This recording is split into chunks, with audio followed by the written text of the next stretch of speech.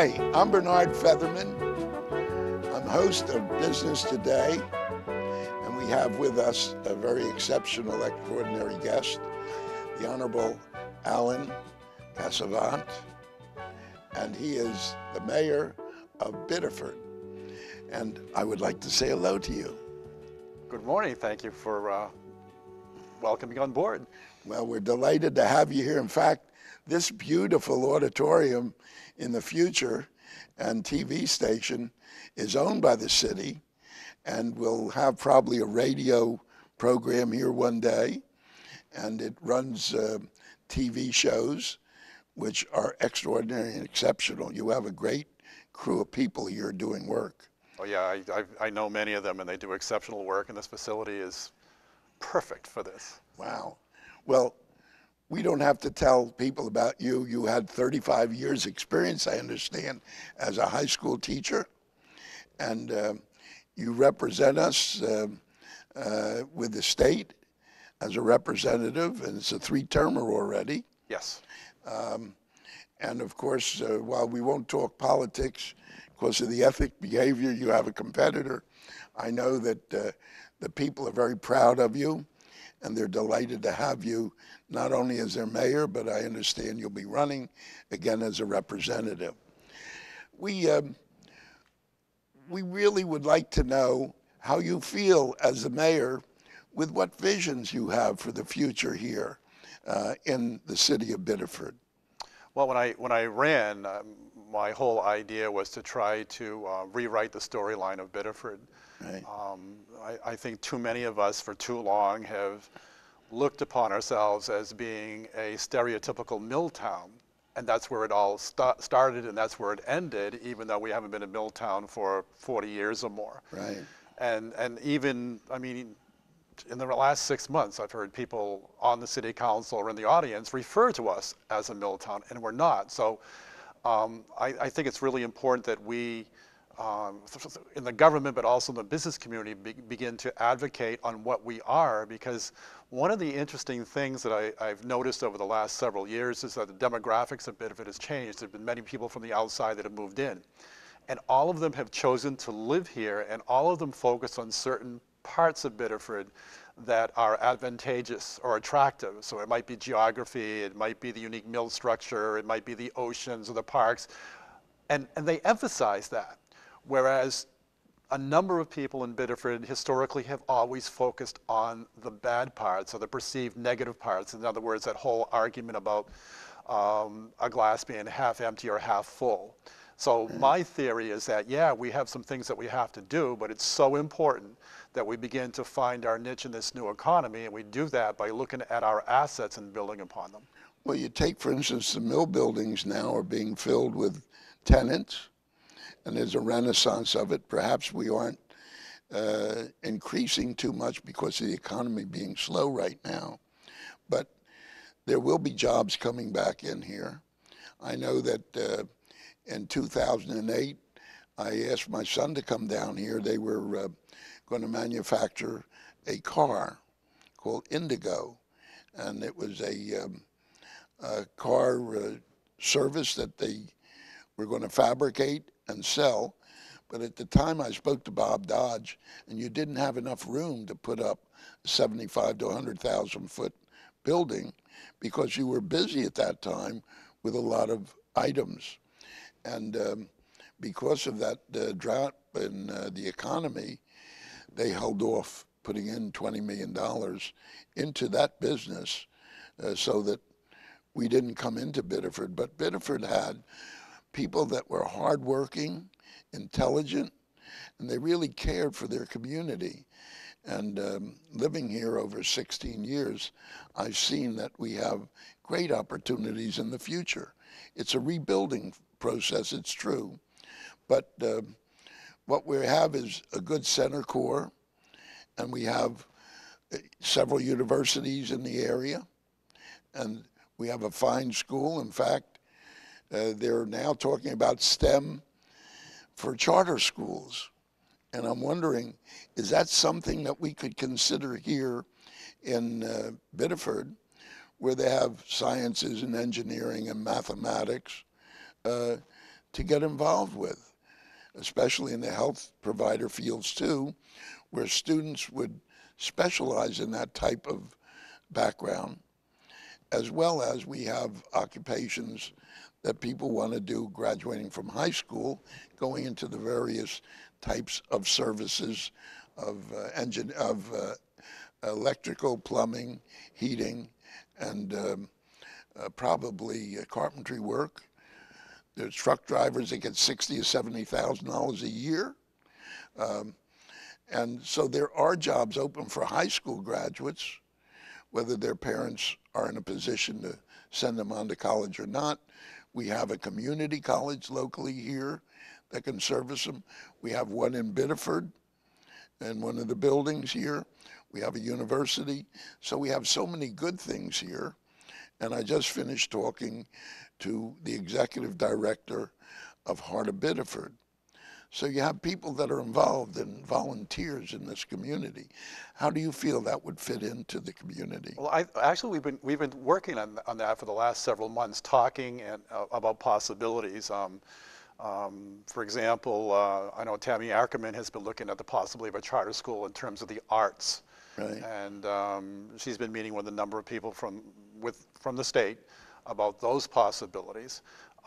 City Manager John Boubier and I have been talking about the possibility of a science technology school within the heart of the mills. That's very good. And the reason why we're doing that is because there's conversation going on about the possibility of having high definition, fiber optics in the mills, which would mean essentially that if you were conversing with someone in China and you had the monitor right there, it would be real time.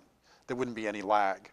And so in terms of medicine and things of that nature, that would be huge. So we are exploring that. We're also looking at the idea of the COT in terms of new technologies and the possibilities, because in terms of the Biddeford school system, that's the building that needs considerable work. And so we're trying to, focus on that too. And the last point is that you mentioned the community college. Right. The proposed charter, or it could be public, I mean, that's just all theoretical at this point, would be linked to UNE and with York County Community College so that kids could be taking classes. And also, a friend of mine named Eddie Caron, who used to be city solicitor in Biddeford a number of years ago, he moved to Florida. Right.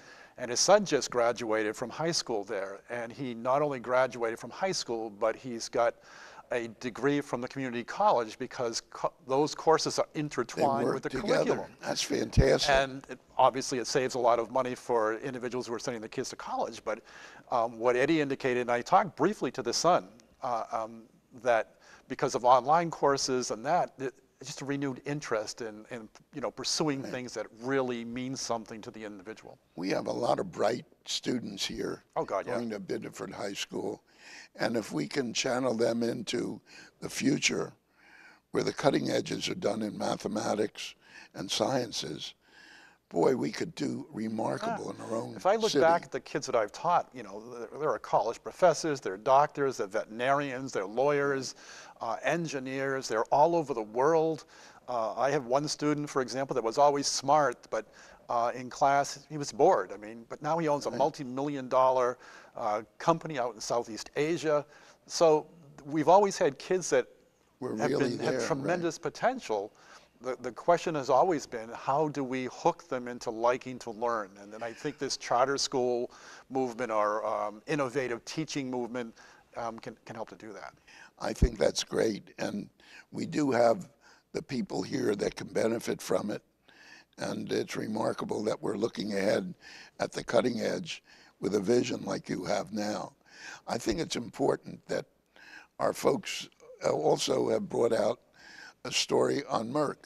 What will we be doing with Merck as far as employees working and no longer working there? Who will take over the facility? Will it be expanded out for commercial use? Will it be also something that gives us taxes to support our city. Could you tell a little bit about that? So there's so many things going on with misinformation. If we could have it from the head, The horse's mouth. right? I think that it would clarify a lot of things. Okay, well, there is a lot of misinformation, Right. but again, the whole logic of this is that if you look at Maine Energy over the last 25 years, there's been two problems, and one has been physical in terms of emissions, odor, those types of things that have been identified and have been an ongoing concern.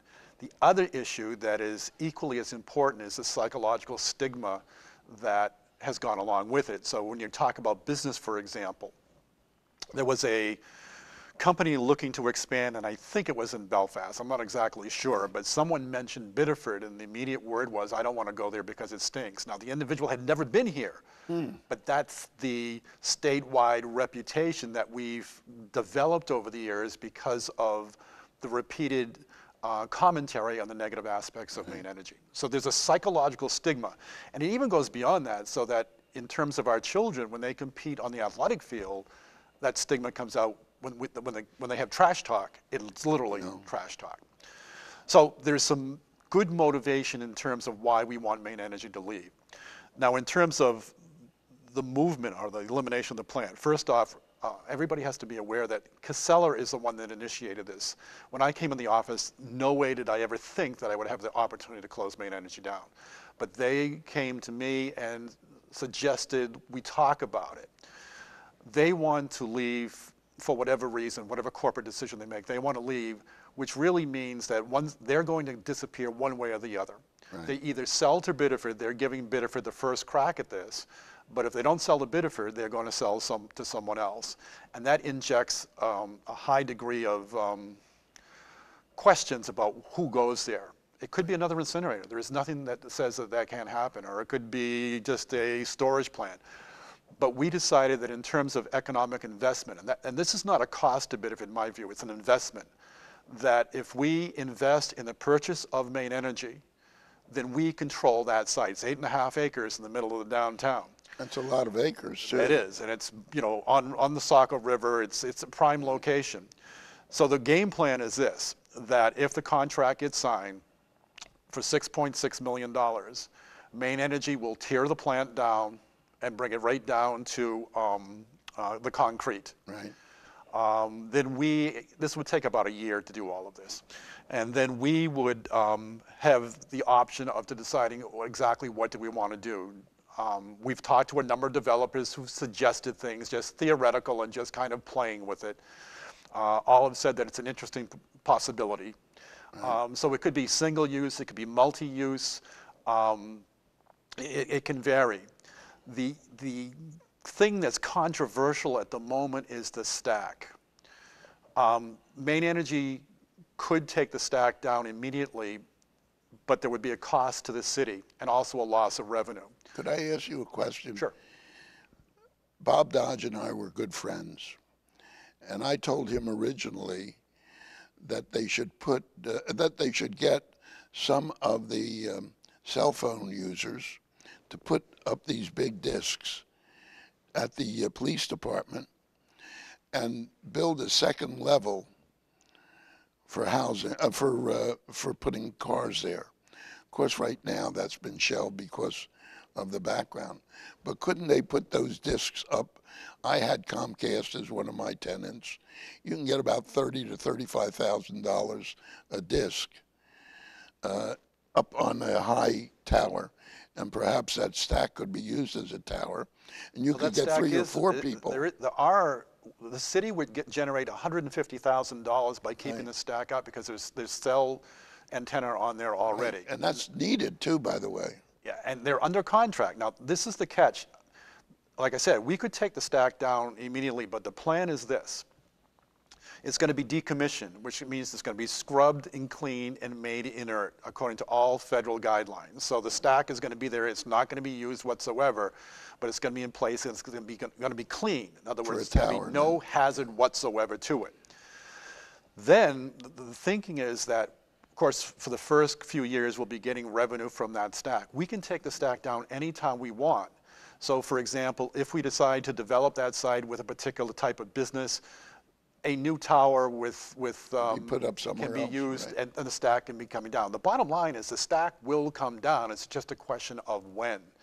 But it has to remain at least up front, because if we were to take it down immediately, people's taxes would probably go up because of that, because there would be costs of transferring those contract cell towers or building a new temporary cell tower. But anyway, the estimate would be an additional $750,000 to $1 million just to keep the stack up. So, I mean, I to think you take the got to stack let, down. Mayor, you have to let people know that, because if there is a contention with all sorts of stories going out, that simplifies it, and it makes it good common sense, and certainly good not only for the city, but the residents of the city too. I mean, it makes perfect common sense. I mean, somebody said something interesting the other day. There was a comment that it's got to be a real bad time to be a councilman or a mayor right now. And the reality is it's really a good time, because we have a chance to entirely change the direction of the city by one single action. And for those who are afraid, I'm not afraid of this deal at all. I think it's a real plus, because all the scenarios that we've painted on a spreadsheet in terms of economic impact, none of those ever conclude any mention of possible redevelopment. We know redevelopment is going to take place, Right. and that redevelopment is going to offset all the possible negatives that people are throwing out there as grenades as to what might happen. I think you've got your head on straight. Well, I don't know And the about that. I got thinking to is, well, but Mayor, you know, it's good to hear that people are willing to move and move properly on things. Now, we're never sure anything is 100%, No.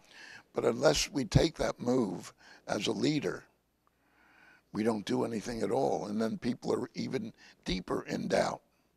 But this you've clarified in my mind, and out there, you folks, I'm sure also have been clarified from all the rumors that go around that are untrue.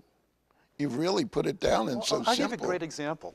I don't know how many times I've heard, one of the main energy deal also includes recycling.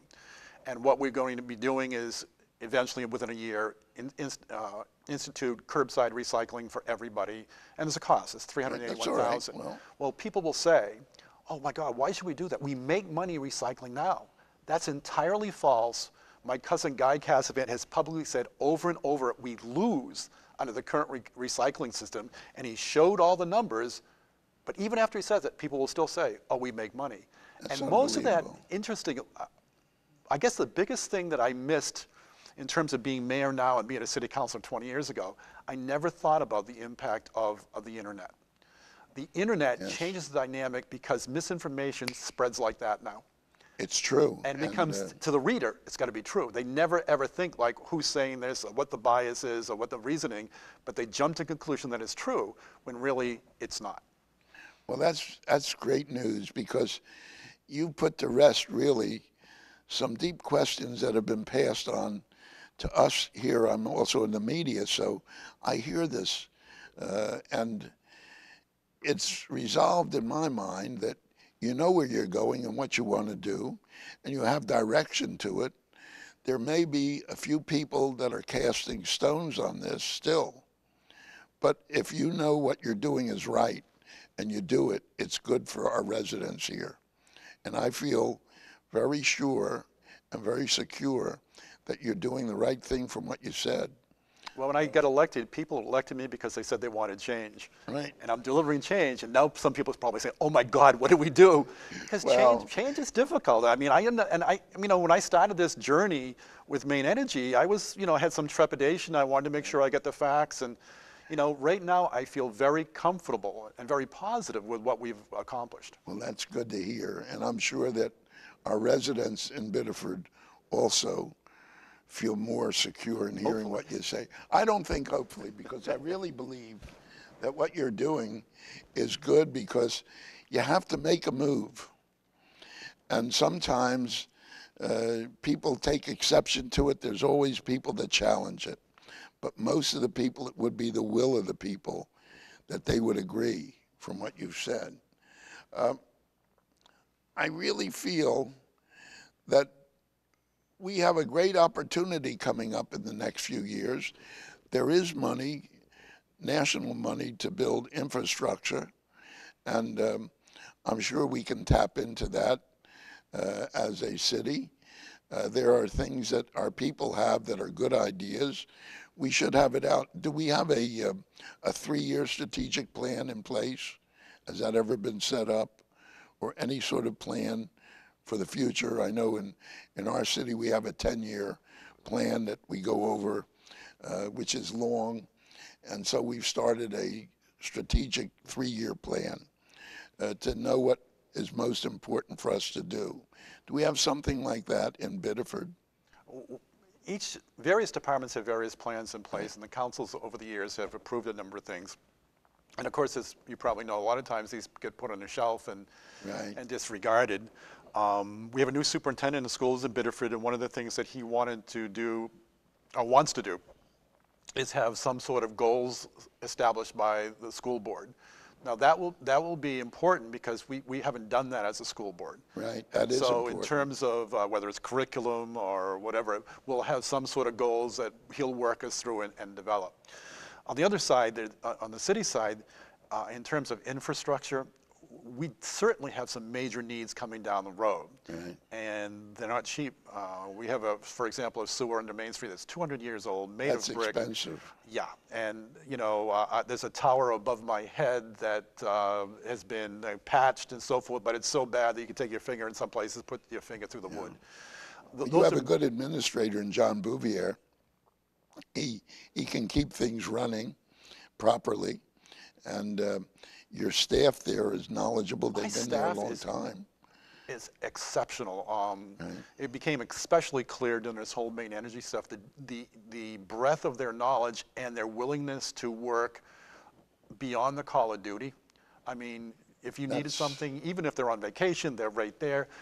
It's a fabulous staff that City Hall has. And well, you're a good mayor to say that, because if they're good, you recognize it. Unfortunately, a lot of people overview that and don't say it and don't give them compliments when they need compliments if they're doing the job. And undoubtedly, they're doing a good job. I mean, I don't have all the answers, and I came in essentially, school teacher for 35 years. That means essentially no executive experience. I managed my classroom, and I pretty much did everything in my classroom. But in terms of running a city or running a department, that wasn't my expertise whatsoever. But there was a guy that used to be Parks and Rec director in Biddeford named Joe Saucier.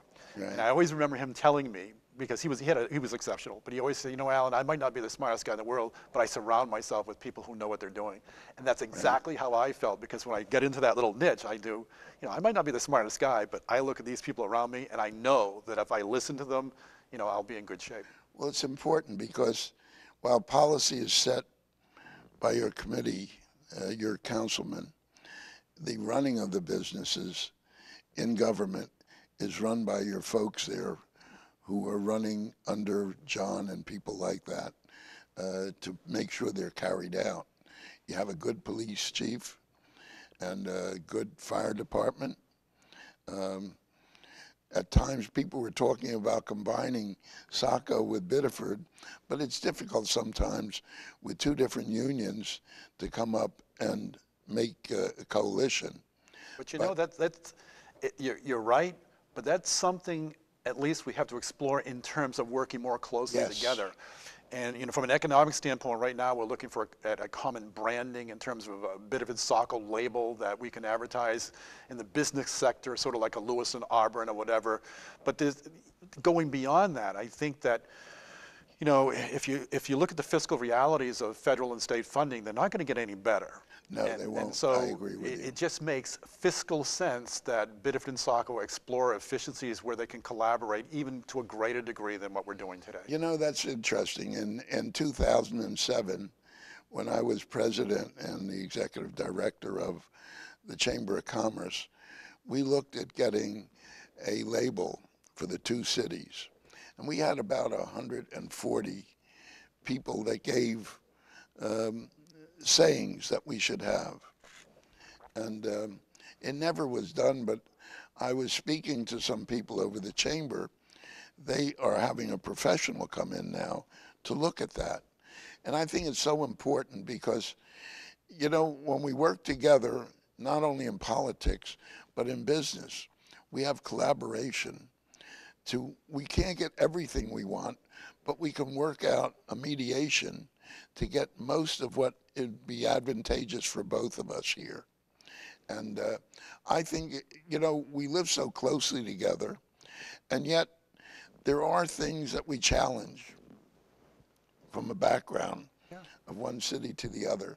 But there's no reason why, just like in politics, we can't have a coalition and get what we feel is fair for all I agree. parties. And you're absolutely right, and that's what we really need here, because we had a former police chief in, I don't know whether he still is, but he was a police chief of Saco who was born in Biddeford and moved over to Saco.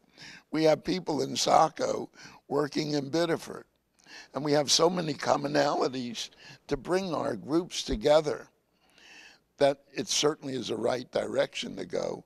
It's just to get the people to agree on it who make the powers. Well, that's the whole idea about changing the storyline again, except for both communities. Saco just celebrated their 250th anniversary, and Mark Johnston, the mayor of Saco, and I had a little ceremony at the old meeting house in Biddeford, where we jointly read the proclamation where Saco left Biddeford. And the irony is they left because of the river, that it was a barrier. That was the part of the river. So here we are today. You know, we have a physical connection in terms of bridges, but as you indicate, if you look at the names in Biddeford and Saco, Yeah, they're flip-flopping back and forth. They're really the same people. So, yeah, we've had a different history over the last 250 years in terms of manufacturing or whatever it happens to be, but we're at a point now that we have to remember our history, but we can't stay hung up on it. We have to look at the present and find what works in this, again, new economy. You're very smart and very I wouldn't go that far. I'm a in pragmatist. depth. No, you are, because we have so much opportunities here in Biddeford to do so many things that could lead us upward and onward. And we have to look at it optimistically, even in difficult times. And I think today is more opportunities than ever before we've ever faced. And with a leadership such as you have here, and I'm not buttering you up because I like what you said, and I understand it too, because I also have a similar position in another city, that we need the help of our citizens to come forward and agree with things. Also, we need people who will dissent to tell us why they dissent. But somewhere in the middle, we can work out a cohesive government to work together and get things done. And that's what we need. It's no different. I think industry is a little different than government, because we're in an industry, they're looking to make a profit and run a company. And government, we have not as much a profit, but to run not only for the schools, we got to run for the water department, we got to run for the police department, we got to run for the fire department, all these services. We have to help out in welfare because there are poor people that need our help. And these are things we have to look forward to solve. And if people will work together, we can solve them. That's my feeling. And I hope it's your feeling too. It is, and there's a couple things that come to mind in that is that I think in this new economy, it's very important that communities really look into the buy local movement.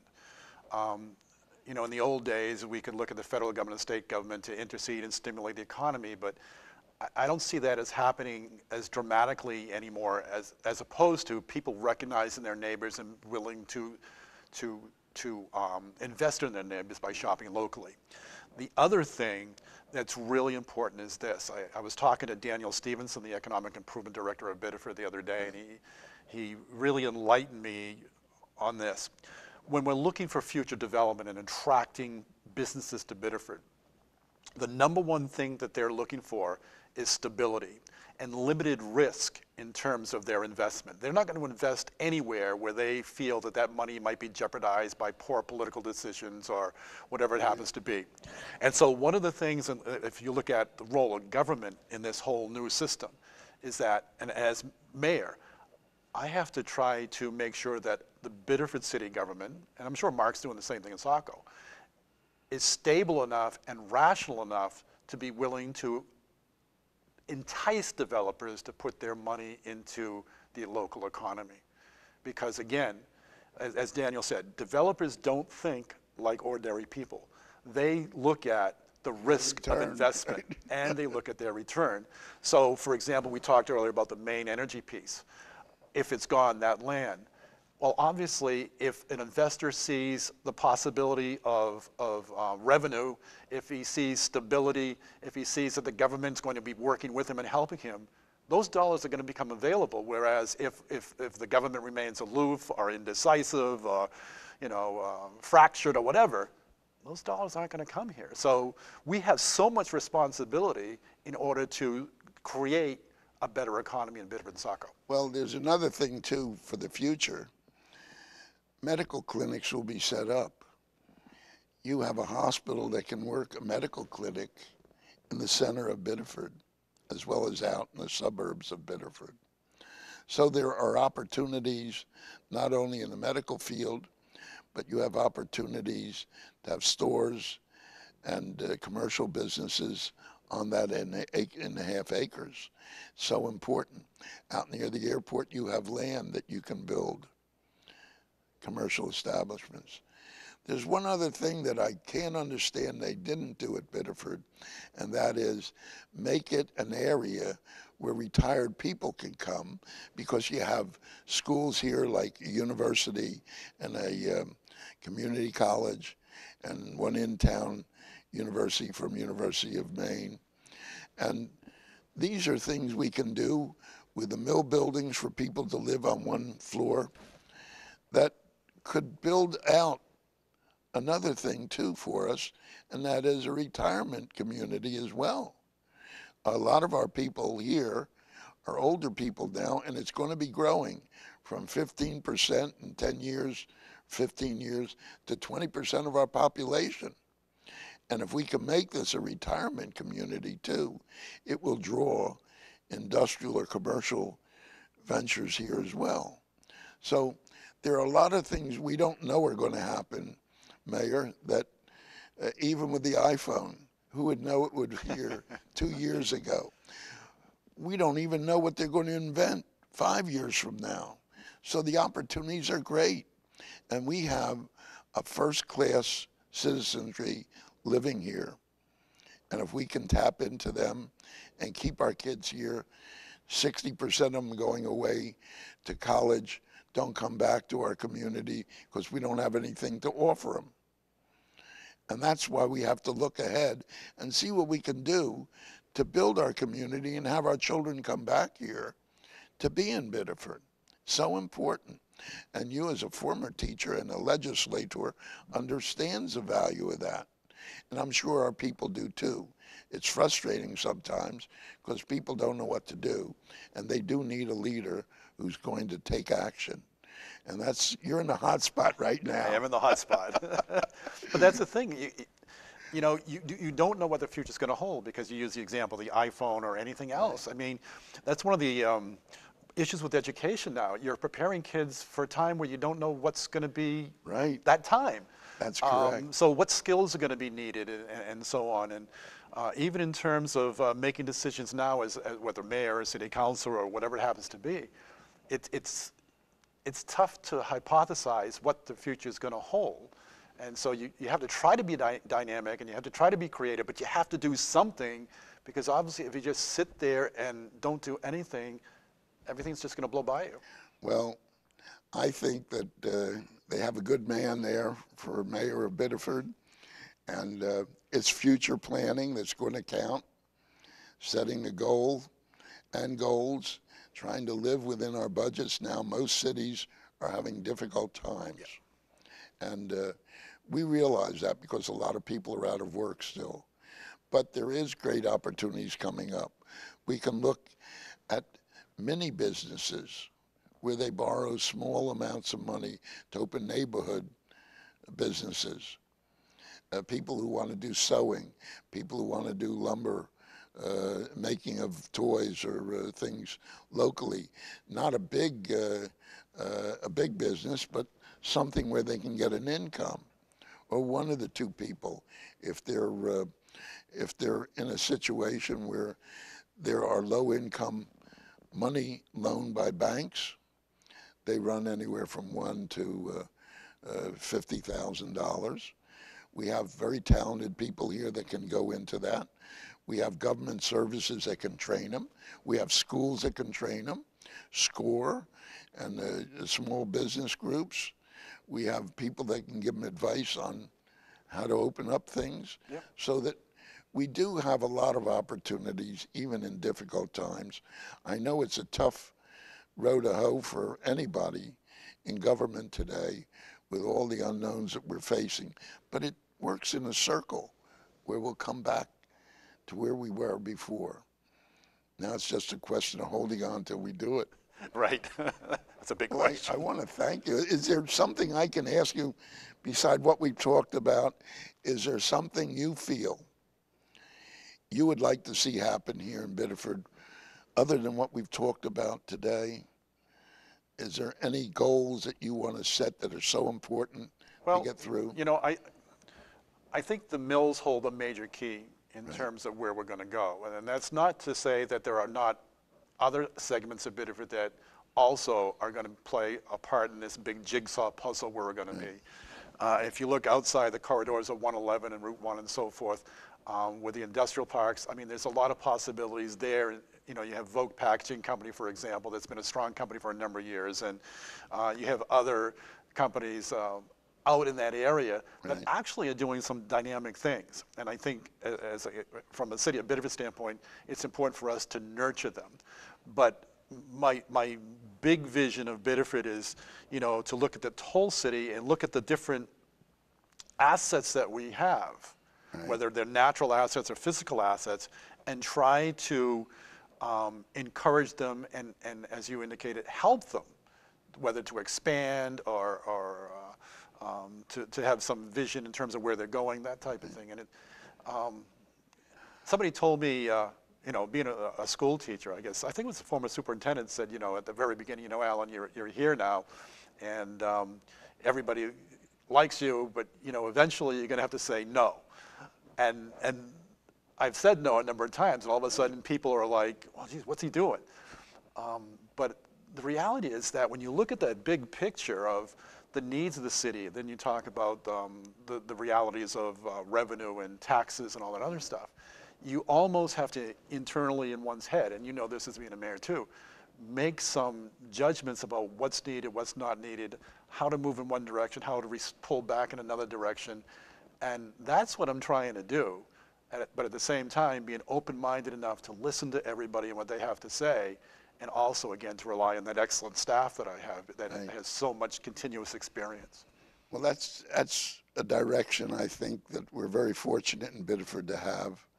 And what you said brings home the point that we have good people in the management sphere of services here. We have a good leader. I'm not saying it to butter up anybody, but if you have a vision, you've got to stay to that vision, because too many times we change back and forth, and we should just pay attention to what it is.